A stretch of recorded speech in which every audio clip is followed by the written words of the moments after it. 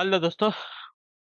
Good evening, नमस्कार। आप सभी का एक बार जो फिर से बहुत बहुत स्वागत है आप सभी के अपने यूट्यूब चैनल परीक्षा की शिक्षा में। उम्मीद करता हूँ, आशा करता हूँ कि आपसे जो स्वस्थ हैं, कुशल मंगल है, तैयारी जो है बढ़िया और अच्छे तरीके से आप सभी लोग अपनी कर रहे हैं। तो जो भी क्लास में फर्स्ट टाइम आए हैं, पहली बार आए हैं, नए हैं, उन सभी को बता दिया हमारे चैनल पे जो है आपकी बीएड परीक्षा 2026 की आपकी तैयारी तो डेली बेसिस पे रेगुलर करवाई जाए। तो जिसे भी तैयारी पूरी करनी है, कंप्लीट करनी है, क्या कहेंगे, चैनल को जो है सब्सक्राइब करके आप लोग हमारे साथ जुड़ जाएंगे। ठीक है, क्लास का समय देखिए, जीके जीएस की जो है सुबह 10 बजे, रीजनिंग की जो है दोपहर को 1 बजे, कला की जो है शाम को 4 बजे, और हिंदी की जो है शाम को 7 बजे आप सबको देखने को मिलती है। आप सबको इसी टाइम पर क्लास से जुड़ के तैयारी को पूरा और कंप्लीट करना। नीचे डिस्क्रिप्शन आप सबको इंस्टाग्राम टेलीग्राम का लिंक मिलेगा, इंस्टाग्राम पे फॉलो करेंगे, टेलीग्राम से को ज्वाइन करेंगे। टेलीग्राम से पर डेली बेसिस क्लास का अपडेट एग्जाम का जो पीडीएफ वगैरह आपको देखने को मिल जाएगा, तो आप लोग जो टेलीग्राम से को ज्वाइन कर लेंगे। ठीक है, चलेंगे क्लास स्टार्ट बिना किसी देरी के। एक एक क्वेश्चन आपके एग्जाम के लिए बहुत इंपॉर्टेंट, डांस के क्वेश्चन को देखिएगा। और जिसने अभी तक क्लास को लाइक नहीं किया, लाइक करेंगे, शेयर नहीं किया, शेयर करेंगे, जिसने अभी तक चैनल को सब्सक्राइब नहीं किया, चैनल को सब्सक्राइब कर लेंगे। ठीक है, चलिए पहला क्वेश्चन क्या देगा, निम्न में से कौन सी रचना जो है केशवदास जी की नहीं है? बताइए, कौन सी रचना जो है केशवदास जी की रचना नहीं है?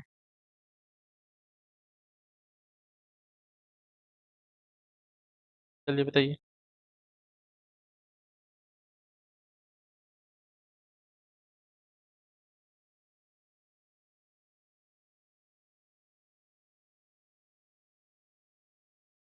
तो इसका सही उत्तर हो जाएगा साथियों, ललित ललाम। ठीक है, ललित ललाम जो रचना है केशवदास जी की नहीं है। तो ऑप्शन नंबर जो आपका सी देगा आपका राइट आंसर, रामचंद्रिका, कवि प्रिय, रसिक प्रिय, ये सभी जो रचना है केशवदास जी की है। चलिए अगले क्वेश्चन को देखेंगे। आपके साथियों क्या है, 77 नंबर, ध्यान से देखिएगा, उत्तर दीजिएगा, राइट आंसर होगा। ठीक है,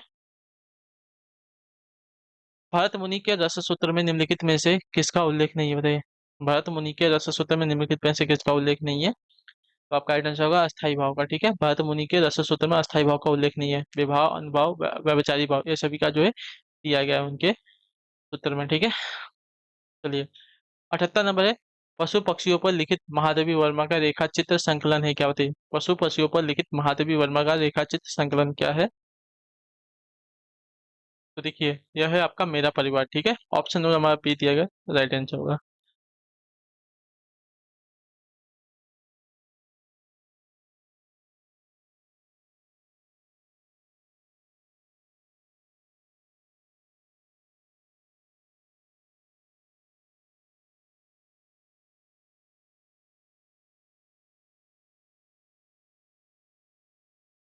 चलिए,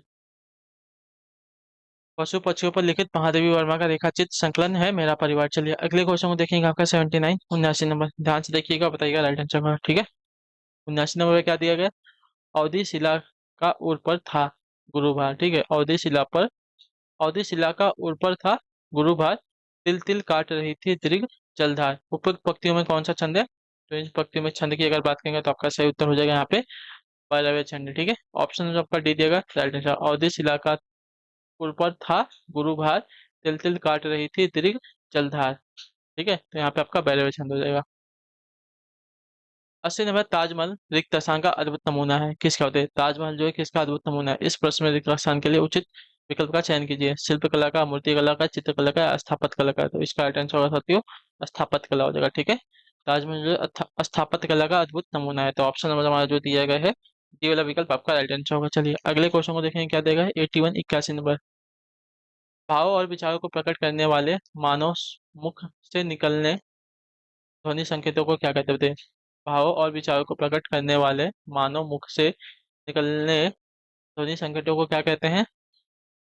तो इसको कहा जाता है भाषा। ठीक है, ऑप्शन जो हमारा सी दिया गया राइट आंसर, भाव और विचारों को प्रकट करने वाले मानव सुख से निकलने वाले ध्वनि संकेतों को आपका भाषा कहते हैं। तो ऑप्शन नंबर हमारा सी जो दिया गया राइट आंसर होगा। चलिए 82 82 में, एक भाषा दूसरी भाषा से क्या लेती है? अक्षर, ध्वनि, शब्दावली, या इनमें से कुछ नहीं? तो एक भाषा दूसरे शब्द भाषा से क्या लेती है? तो एक भाषा जो है दूसरी भाषा से शब्दावली लेती है। ठीक है, याद रखिएगा। तो ऑप्शन जो हमारा सी दिया गया सही उत्तर होगा। क्लियर, एक भाषा दूसरी भाषा से शब्दावली लेती है। चलिए, राष्ट्र में सर्वप्रथम भाषा का प्रयोग किस रूप में हुआ है? बताइए, सर्वप्रथम भाषा का जो प्रयोग है किस रूप में हुआ था? तो सर्वप्रथम भाषा का जो प्रयोग है हमारा सांकेतिक के रूप में हुआ था। ठीक है, संकेतों के आधार पर जो है भाषा लिख के समझाई जाती थी। ठीक है, तो सर्वप्रथम भाषा का जो प्रयोग है सांकेतिक के रूप में हुआ था।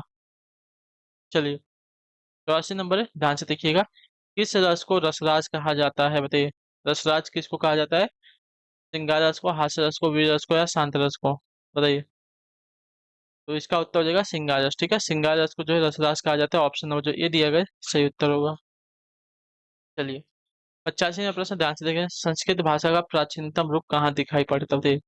संस्कृत भाषा का प्राचीनतम रूप कहाँ दिखाई पड़ता है? तो संस्कृत भाषा का प्राचीनतम रूप जो है ऋग्वेद में दिखाई पड़ता है। ऑप्शन आपका ए दिया गया राइट आंसर होगा। ठीक है, संस्कृत भाषा का प्राचीनतम रूप जो है ऋग्वेद में दिखाई दे पड़ता है। चलिए, 86 नंबर ध्यान से देखिए। संविधान की 8वीं अनुसूची में शामिल की गई चार नई भाषाएं कौन सी होती है? संविधान की 8वीं अनुसूची में शामिल की गई चार नई भाषाएं कौन सी है? तो यह है साथियों संथाली, मैथिली, बोडो और डोंगरी। ठीक है, संविधान की 8वीं अनुसूची में शामिल की गई चार नई भाषाएं आपकी संथाली, मैथिली, बोडो और डोंगरी है।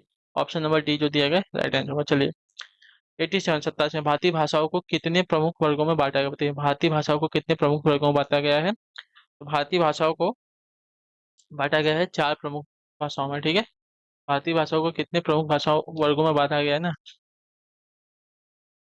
तो आपका राइट आंसर होगा चार। ठीक है, भारतीय भाषाओं को जो है चार प्रमुख वर्गों में बांटा गया है। अगला क्वेश्चन देखेंगे आपका 88 88 नंबर।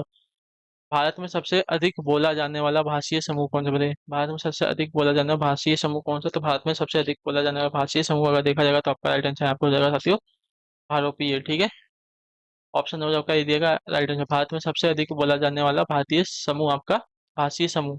ठीक है, बोला जाने वाला भाषीय समूह जो आपका भारोपीय हो जाएगा। चलिए, 89 89 ऑस्ट्रिक भाषा समूह की भाषाओं को बोलने वालों को क्या कहता है बताइए? ऑस्ट्रिक भाषा समूह की भाषाओं को बोलने वालों को क्या कहा जाता है? तो इसे कहा जाता है साथियों किरात। ठीक है, ऑप्शन जो है ये दिया गया राइट आंसर। ऑस्ट्रिक भाषा समूह की भाषाओं को बोलने वालों को कहा जाता है किरात। चलिए, अगले क्वेश्चन को देखेंगे क्या देगा साथियों है 90 नंबर। जो जिड़ सासड़ भाषीयड़ तो मई कहियो तारू जो पलई सई भाव करी सो तरी पावई पारू। इस दोहे के रचनाकार का नाम क्या है? जो जिड सासड़ हसीयड़ तो मई कहियऊ सारू जो पालई सई भाव करी सो तरी पावई पारू। इस दोहे के रचनाकार का नाम क्या है? तो इस दोहे के रचनाकार का नाम है साथियों हमारा देवसेन। ठीक है, ऑप्शन जो हमारा दिया गया है बी वाला विकल्प आपका राइट आंसर होगा। चलिए, 91 नंबर है ध्यान से देखिएगा। 91 निम्नलिखित में से कौन सी भाषा जो है संस्कृत भाषा का अपभ्रंश बताइए? कौन सी भाषा जो है संस्कृत भाषा का अपभ्रंश है? तो इसका राइट आंसर हो सकती है पाली। ठीक है, पाली भाषा जो है संस्कृत भाषा का अपभ्रंश है, इतना याद रखिएगा। ठीक है, तो ऑप्शन जो आपका डी दिया गया राइट आंसर हो जाएगा। ठीक है, पाली भाषा जो है संस्कृत भाषा का अपभ्रंश है। 92 92 नंबर ध्यान से देखें। निम्न शब्दों में से सही वर्तनी वाले शब्द का चयन करना है। ठीक है, सही वर्तनी वाला शब्द कौन सा हो जाएगा? परीक्षा, परीक्षा, परीक्षा, परीक्षा, परीक्षा, परीक्षा। ऑप्शन नंबर डी वाली। ठीक है, ये वाली वर्तनी शुद्ध है। ठीक, चलिए, परीक्षा की वर्तनी ऑप्शन नंबर डी वाली जो दी गई है राइट हो जाएगी। 93 नंबर ध्यान से देखिएगा। वीर पुरुष में प्रयुक्त हुए समास को बताइए। ठीक है, वीर पुरुष में प्रयुक्त हुए समास को बताइए। तो वीर पुरुष में क्या हो जाएगा? वीर पुरुष में आपका जो है तत्पुरुष समास हो जाएगा। ठीक है, वीर पुरुष में आपका तत्पुरुष समास होगा। ऑप्शन नंबर जो आपका दिया गया है ये वाला विकल्प आपका राइट आंसर होगा। ठीक है, इसमें तत्पुरुष समास लगा है। चार में श्री गुरु चरण सरोज रज निज मन मुकुर सुधार वर्णव रघुवर विमल जस जो दायक फल चार। उपरोक्त पदांश को समझकर सही छंद का चयन कीजिए। तो आपका दोहा छंद है। ठीक है, हनुमान चालीसा का जो है दोहा छंद है। तो ऑप्शन जो कही दिया गया राइट आंसर हो जाएगा। चलिए, अगले क्वेश्चन को देखेंगे आपका 95 नंबर 95 95 है। निम्न रचनाओं में से कौन सी जो है आत्मकथा नहीं है? ठीक है, मेरी आत्म कहानी, मेरी असफलताएं, मेरी जीवन यात्रा, माटी की मूर्तें। ठीक है, तो देखिए माटी की मूर्तें जो दिया गया है आपकी आत्मकथा नहीं है। ठीक है, तो ऑप्शन जो हमारा डी दिया गया राइट आंसर, मेरी आत्म कहानी, मेरी असफलताएं, मेरी जीवन यात्रा, ये सभी क्या है आत्मकथा है। ठीक है, 96 नंबर अनिल का प्राचीन शब्द क्या हो जाएगा?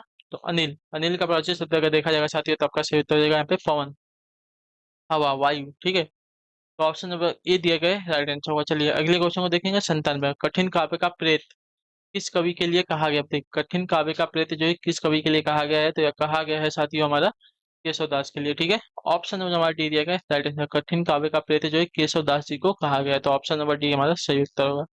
चलिए, अगले क्वेश्चन को देखेंगे ध्यान से देखेंगे। 98 मुख्य रूपी चांद पर राहु भी धोखा खा गया, इन पंक्तियों में कौन सा अलंकार है बताइए? मुख्य रूपी चांद पर राहु भी धोखा खा गया, इन पंक्तियों पर कौन सा अलंकार है?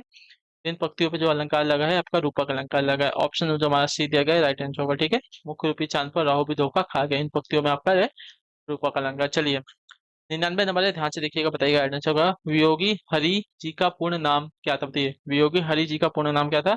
तो वियोगी हरि जी का पूर्ण नाम था श्री हरि द्विवेदी, ठीक है। ऑप्शन नंबर हमारा जो सी दिया गया है, सही उत्तर वियोगी हरि जी का पूर्ण नाम था श्री हरि द्विवेदी, ठीक है। चलिए 100 नंबर आखिरी क्वेश्चन, कौन सी बोली जो है पश्चिमी हिंदी की नहीं है, कौन सी बोली जो है पश्चिमी हिंदी की नहीं है, तो इसका राइट आंसर हो जाएगा बघेली, ठीक है। बघेली जो है आपकी पश्चिमी हिंदी की बोली नहीं है, तो ऑप्शन नंबर हमारा डी दिया गया साथी और राइट आंसर होगा, ठीक है। चलिए तो इसी के साथ जो क्लास आज की यहीं पे कंप्लीट हुई, उम्मीद करता हूँ आपको क्लास जो अच्छी लगी, पसंद अपना जो फीडबैक है क्लास का नीचे कमेंट में दीजिएगा। अपना प्रैक्टिस, अपना रिवीजन, अपनी तैयारी को आप लोग कंटिन्यू रखेंगे और रिवीजन तो करते रहिएगा, रिवीजन को आपको छोड़ना नहीं है, ठीक है। बहुत ही इंपॉर्टेंट चीज़ है। तो उम्मीद करता हूँ आपसे जो क्लास है अच्छी लगी, पसंद है तो अपना जो फीडबैक है क्लास में नीचे कमेंट में, अच्छी लगी तो लाइक करेंगे, चैनल पर चैनल को सब्सक्राइब करें। हम आपसे मिलेंगे आपकी अगली क्लास में, तब तक के लिए टाटा बाय बाय, जय हिंद, जय भारत। आपसे मिलता हम आपकी अगली क्लास में, तब तक के लिए टाटा बाय बाय, जय हिंद, जय भारत।